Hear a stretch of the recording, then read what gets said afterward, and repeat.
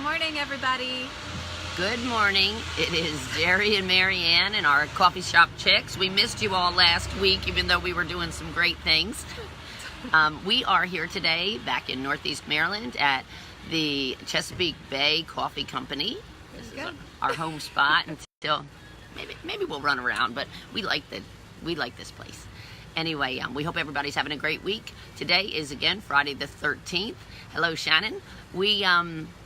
So we started thinking, what is it about today that we can do? Well, we decided maybe the Dirty Dozen, but we were going to change it to the Baker's Dozen and make it a Dirty 13. Yeah. So for all of you, if you don't understand what the Dirty Dozen is, other than the movie, which I grew up on, but this is talking about organic versus non-organic farming. There's just so much that we could go into all this stuff about your produce and your fruits. And the basics is, how much pesticides, herbicides are being absorbed or placed on your fresh vegetables and produce, and whether it's detrimental to you or not, or, just maybe it's just a little bit harmful or not. So the EWG and many other research articles have been written and stuff on which ones are the safest. So with that said, we're going to go over this in a little while, but the list that we're going to talk about are non-organic. These are the safest in the non-organic categories, or the most detrimental in the non-organic categories. But your best bet is to go with understanding your farming practices, so that you really know what you're eating. In many cases, yes, organic would be best. In many cases, maybe if you understand your farming practices, it like we're going to talk about onions. It may not really matter. So we're going to make an onion farm. That's what we're going to have an onion farm. We're going to start an onion farm. Yes. Mm-hmm. Yep. And so anyway, so that's why we decided to talk about fresh fruits and produce, because we know how important that is for us. All righty. All right. So there is a list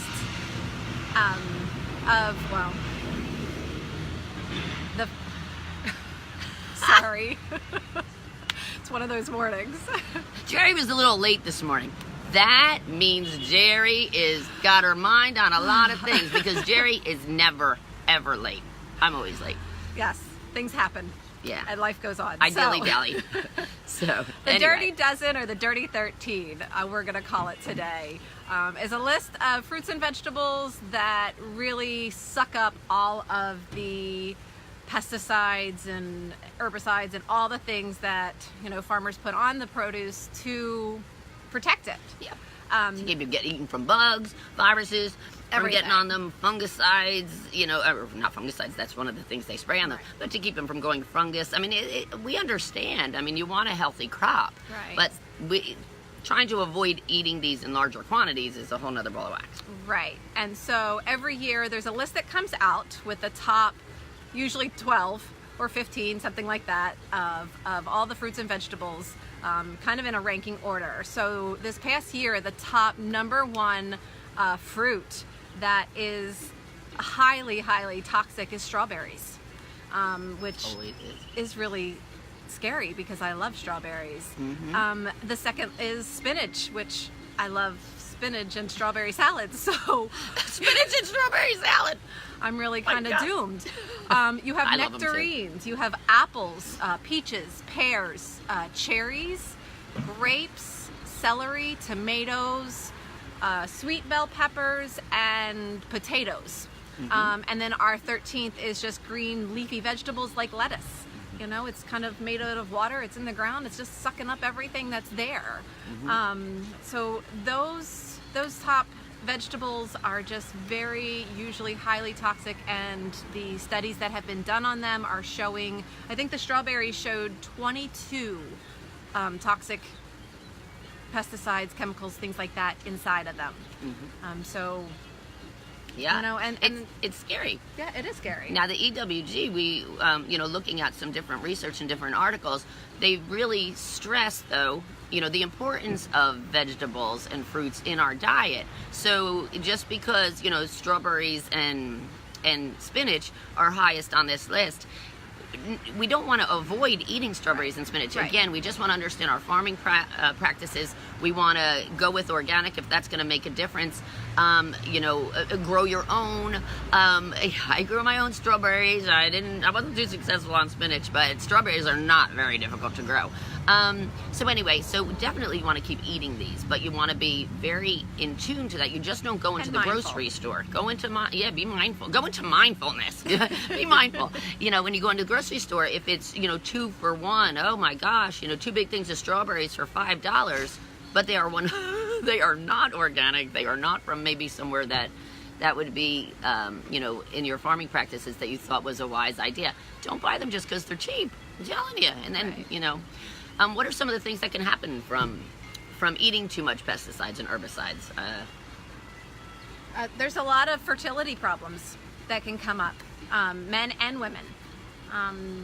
Yep, they said 26% lower risk, which sounds, now this is like one of those things that sounds good, but it's not. Lower risk for a healthy pregnancy. Is that how it's put, I think? Something like that. Yeah.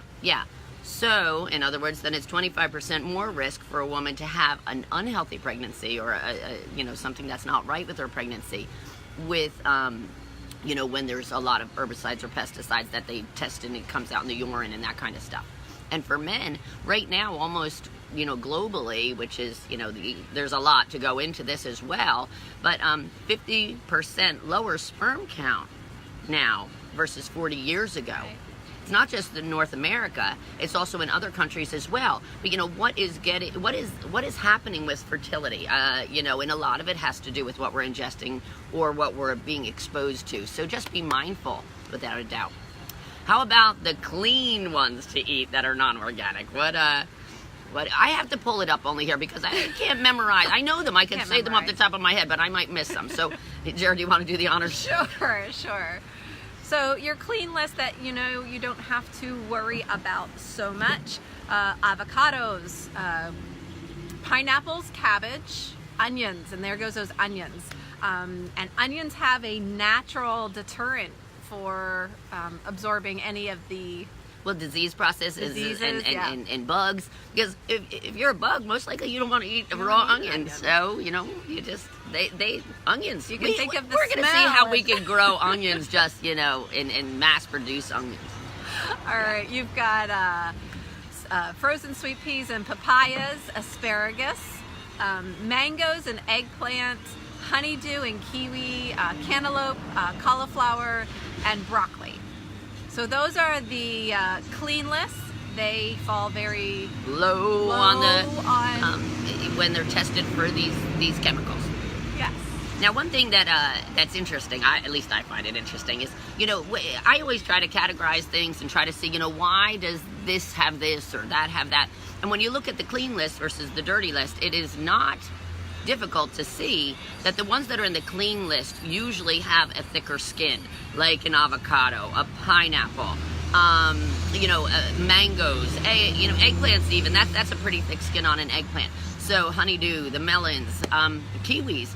So it makes sense when if things are being sprayed, like they said for a crop of strawberries in California, sometimes I think it's 300 pounds of chemicals per acre sprayed on those fruits and vegetables, or strawberries. We're actually talking about strawberries, but with the thicker skinned produce and vegetable or produce and fruits, it doesn't affect them as much. So now on the dirty list, again, it's the leafy greens, the grapes, the tomatoes, the things that don't have a lot of protection, and you eat the skin as well. Yeah, you don't eat your avocado skin, do you? No. I don't think you. I don't eat the pineapple skin. Every once in a while, I get a piece of that sharp pineapple thing. Anyway, but so you could kind of look at it that way, and then the other ones, like some of them are in the same category. The cauliflower, the broccoli, and the cabbage. They're like from the same family. So maybe they just have like an onion, some kind of natural way to repel some of these things that. Now they don't need a pesticide or an herbicide because naturally they can manage growing without problems. Yeah. And there has been studies that have been done about washing. I mean, you always hear about washing your fruits and veggies when you bring them home. you're still not going to get rid of everything. You can soak your fruits and veggies, 4 parts water, 1 part just white vinegar, and soak them for 20 minutes, rinse them really well. You have to dry them and put them away. So, you know, I don't know who has time sometimes to... I tried it. I didn't do the water vinegar mixture, but I did buy the mixture that used to be. It was there was a product that was put out years ago, and you used to find it in the produce section of the grocery store, and it was the same thing. You had to fill up the sink, soak everything, rinse it, soak it for 20 minutes, rinse it, dry it. And I'll tell you again, I mean, a lot of what has led me to the health practices and the eating that I do nowadays, you know, it's because I was out of time trying to take care of my family and have them eat correctly. And I didn't have time to be washing all this produce, drying it before I put it away. Right. So, and it's not going to remove everything. No. I mean, the studies have shown you're not going to remove it. Not everything's sprayed. A It's lot not of on it the is sucked up outside. through the root. It's inside. And it's inside, yes. So it's not going to come all the way out. But you do what you can. You can't go into the grocery store just Without being mindful. without being mindful. And that's the point. Every single one of us has met people in their 40s who have passed away, or know somebody who's relative or family member who have passed away in their 40s or so from different cancers. And you'll hear it over and over. I don't understand why that happened to her. She ate so healthy. She ate salads. She ate fruits. She made smoothies with berries and fruits in it. And, you know, after a while, I started thinking about it, you know, when I was kind of shocked by these cancers. And a lot of, you know, you put the two and two together. She ate healthy. Did she pay attention to what was on those fruits and vegetables? She was, you know, eating salads every day. Were they organic? Were they not? And most of the times, if you delve into those questions, they were eating salads every day and fruits every day. But they were not being mindful of the farming practices. And that's what got them. That's a sad thing. So we just want to make sure that you are all aware of that, especially for your children. They say conception through, you know, 18. There are changes that occur in the body because of these chemicals. So be very careful with your children. So look over your list, your Dirty Dozen list. You know, you buy organic when you can, you know, and then look over your clean list. And Organic.